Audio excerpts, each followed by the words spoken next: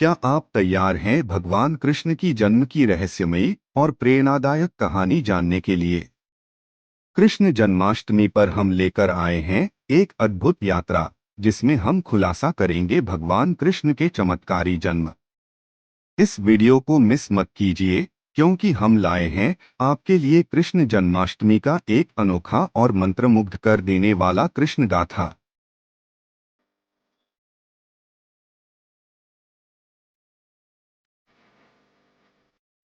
कहानी शुरू होती है अब। सूरज ढलने के बाद मथुरा की हवाओं में एक अजीब सा ठंडक भर गई है। महल की ऊंचाई पर चांदनी की हल्की रोशनी फैली हुई है। कंस का महल गहरी चुप्पी में डूबा हुआ है और हवाओं में एक डरावनी खामोशी छाई हुई है। दूर कहीं से उल्लू की आवाज सुनाई देती है, जो माहौल को और भी रहस्यमय बनाती है।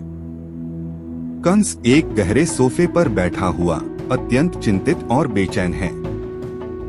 उसके चेहरे पर चिंता की लकीरें स्पष्ट हैं। एक तरफ उसकी सलाहकार मंडली उसके पास बैठी है, उसके निर्देशों का पालन कर रही है। कंस की आंखों में अंधकार की गहराई और उसके चेहरे पर तनाव स्पष्ट है। कंस संता को चिरते हुए गुस्से में बोलता है, मुझे हर हाल में देवकी के 8वें पुत्र को नष्ट करना होगा। वह बच्चा मेरी मौत का कारण बनेगा। सलाहकार एक महाराज, हमने आपके आदेशों का पालन किया है, लेकिन देवकी के बच्चों को मारने की हमारी हर कोशिश नाकाम रही है। हर बार कुछ नया चमत्कार सामने आ जाता है। क्या यह भगवान की शक्ति का संकेत है? कसम के चेहरे में भय का रेसा देखा पड़ता है। उधर देवकी और वसुदेव का कैदखाना एक सन्नाटे और अंधेरे में डूबा हुआ है। देवकी का चेहरा पीड़ा और चिंता से भरा हुआ है। वसुदेव ने देवकी के पास आकर उसका हाथ थाम लिया है। उसकी आंखों में एक गंभीरता और आशा की झलक है। हमारे बच्चे को नष्ट करने के लिए कंस की बुराई का अंत कहीं दिखाई नहीं दे रहा है। क्या इस बार भी हमें एक और शापित रात का सामना करना पड़ेगा? देवकी उदास और चिंतित दिखती है। वसुदेव कहते हैं, हमारी भक्ति और भगवान की कृपा पर भरोसा रखना होगा। उनका समय आने वाला है। कंस के आदेश से महल में सैनिकों और राक्षसों की गहमागहमी शुरू हो जाती है। सभी महत्वपूर्ण स्थानों पर निगरानी बढ़ा दी जाती है। कंस के सुरक्षा अधिकारी हर जगह तैनात हैं और महल के आंगन में अजीब सी गतिविधि चल रही है। कंस के दरबारियों और मंत्रियों के बीच एक और गंभीर चर्चा चल रही है। कंस का क्रोध और उसकी निराशा उसकी बातों में स्पष्ट है। कंस हिंसक आवाज में कहता है, यदि मुझे अगले दिन तक देवकी के बच्चे को नहीं ढूंढना और समाप्त नहीं करना है, तो मेरे सारे प्रयास व्यर्थ होंगे। हमें एक अंतिम उपाय निकालना होगा। दूसरा सलाहकार सहमति में जवाब देता है, महाराज, हमने भगवान कृष्ण के जन्म के बारे में सुनी कहानियों और भविष्यवाणियों को ध्यान में रखते हुए एक विशेष योजना तैयार की है। रात की गहराई में महल की दीवारों पर सन्नाटा और घबराहट की छाया छाई हुई है। कंस की चिंता और देवकी की चिंता एक आपसी संघर्ष की स्थिति को दर्शाती है। हर कोई इस रहस्यमय रात के प्रभाव का सामना कर रहा है और 8वां पुत्र के जन्म के लिए समय नजदीक आ रहा है। और पूरा ब्रह्मांड जैसे अपनी सांसें रोके हुए था। तारे अपनी स्थिति में आ गए और स्वर्गीय प्राणी आपस में फुसफुसा रहे थे, क्योंकि वे जानते थे कि वह क्षण निकट था जब भगवान मानव रूप में अवतरित होंगे।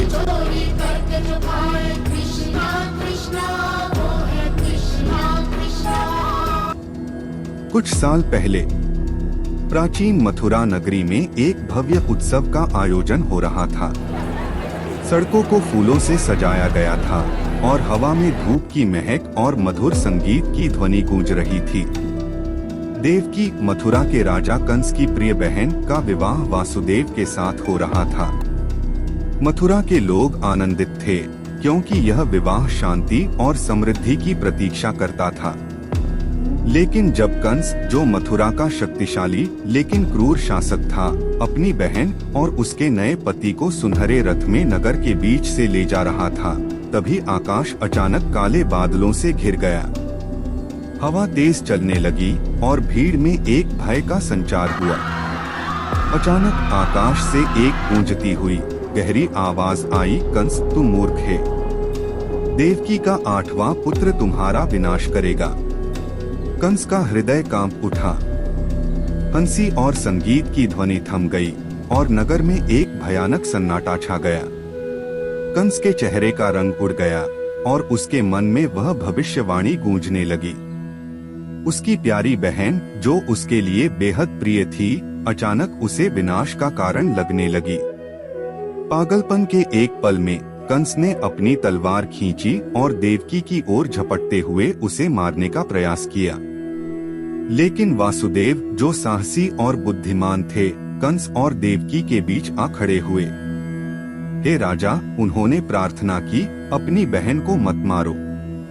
मैं अपने जीवन की कसम खाता हूँ कि मैं तुम्हारे सामने हर संतान को उसके जन्म के बाद प्रस्तुत करूँगा।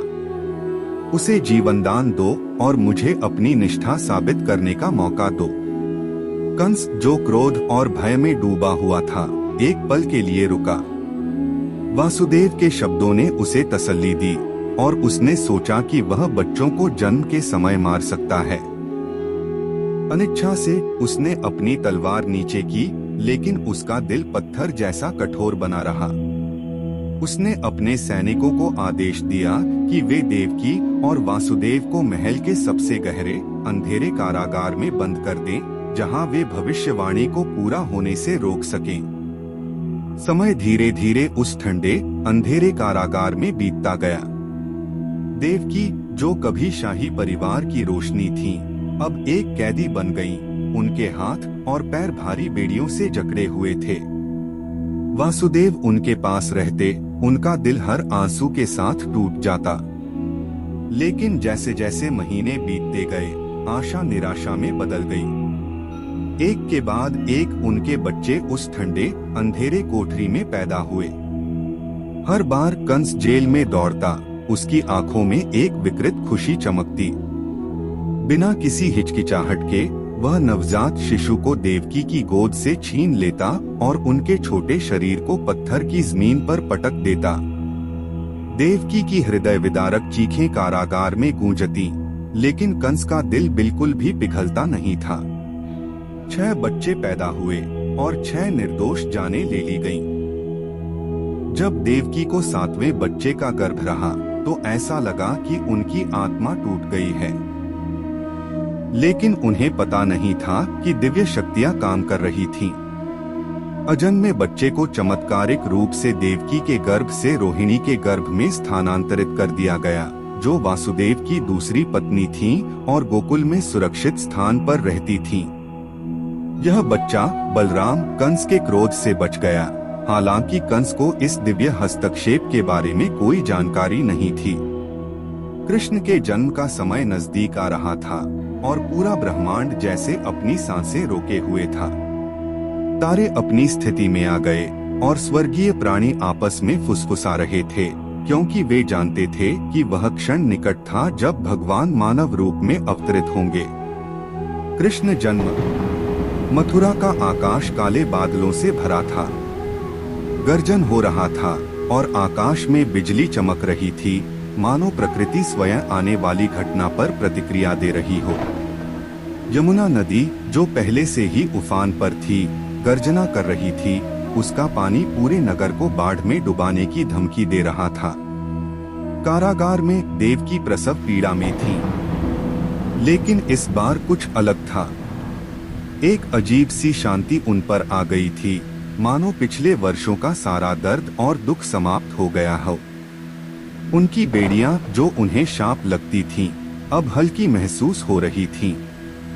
वासुदेव, जो उनका हाथ थामे हुए थे, हवा में एक परिवर्तन महसूस कर रहे थे, मानो कोई अदृश्य शक्ति पूरे कमरे में रोशनी भर रही हो।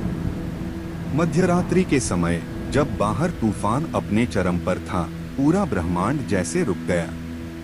और फिर उस अंधेरे ठंडे कारागार में देवकी ने एक पुत्र को जन्म दिया। लेकिन यह कोई साधारण बच्चा नहीं था। उसके जन्म लेते ही एक तेज रोशनी पूरे कारागार में फैल गई, हर कोने को प्रकाशित करते हुए। देवकी और वासुदेव आश्चर्यचकित होकर अपने नवजात शिशु को देख रहे थे, जो शांति से लेटा हुआ था, मानो उसे पता था कि उसका जन्म एक दिव्य उद्देश्य के लिए हुआ है। बच्चे का रंग गहरा काला था, जैसे आकाश में बादल छाए हों, और उसकी आंखों में उम्र से परे की बुद्धिमत्ता झलक रही थी। उसके होठों पर एक कोमल मुस्कान खेल रही थी, मानो वह अपनी माँ को आश्वासन दे रहा हो कि सब कुछ ठीक हो जाएगा। वासुदेव और देवकी अपने आंखों पर विश्वास नहीं कर पा रहे थे। यहाँ सबसे अंधेरी घड़ी में, सबसे अधिक निराशाजनक जगह में एक दिव्य चमत्कार हुआ था। जैसे ही वे बच्चे को देखने लगे, एक दिव्य आवाज वासुदेव से बोली, इस बच्चे को गोकुल ले जाओ, नंद और यशोदा के घर। वहाँ वह सुरक्षित रहेगा। उसे वहाँ की नवजात कन्या से बदलो और सुबह होने से पहले वापस आ जाओ। आवाज धीरे धीरे शांत हो गई, लेकिन उसका आदेश स्पष्ट था। दिव्य यात्रा। कांपते हाथों से वासुदेव ने नवजात कृष्ण को उठाया।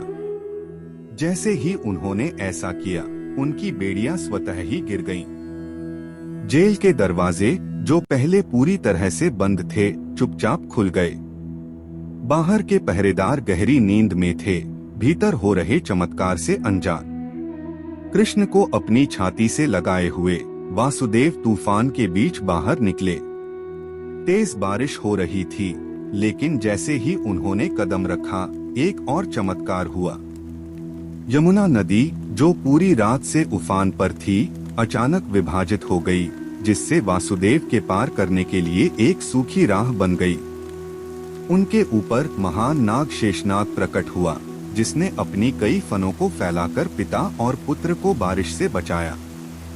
जैसे ही वासुदेव विभाजित नदी के रास्ते से गुजरे, उनके चारों ओर की दुनिया सम्मान में थम गई। हवाएं शांत हो गईं, गर्जन रुक गया, और यहाँ तक कि जंगल के जानवरों ने भी अपना सिर झुका लिया जब दिव्य शिशु वहाँ से गुजरा। ऐसा लग रहा था जैसे प्रकृति खुद इस छोटे से बंडल की महानता को समझ रही हो, जिसे वासुदेव अपने साथ ले जा रहे थे।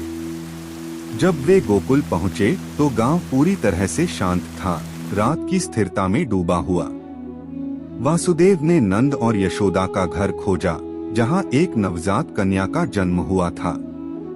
यशोदा सोई हुई थीं, अनजान कि उनके सामने एक दिव्य अदलाबदली होने वाली थी। धीरे धीरे वासुदेव ने कृष्ण को उनके बगल में रख दिया और बच्ची को अपने हाथों में ले लिया। कृष्ण, जिन्हें वे अपनी संतान मानती थीं, दरअसल भगवान विष्णु के अवतार थे। वासुदेव ने बेटी को उठाया और मथुरा लौट आया। जैसे ही उसने जेल के दरवाजे बंद किए, वे वैसे ही बंद हो गए जैसे कभी खुले ही नहीं थे। कंस का धोखा। अगले दिन सुबह कंस को 8वें बच्चे के जन्म की खबर मिली। वह डर और क्रोध से भरा हुआ तुरंत जेल की ओर दौड़ा। उसने देवकी से बच्चे को छीन लिया और उसे मारने के लिए तैयार हो गया, जैसे उसने पहले अन्य बच्चों के साथ किया था। लेकिन जैसे ही उसने बच्चे को मारने के लिए उठाया, बच्चा उसके हाथ से फिसल गया और देवी दुर्गा में बदल गया। देवी, जो तेजस्वी और प्रचंड थी, कंस के ऊपर ऊंची हो गई।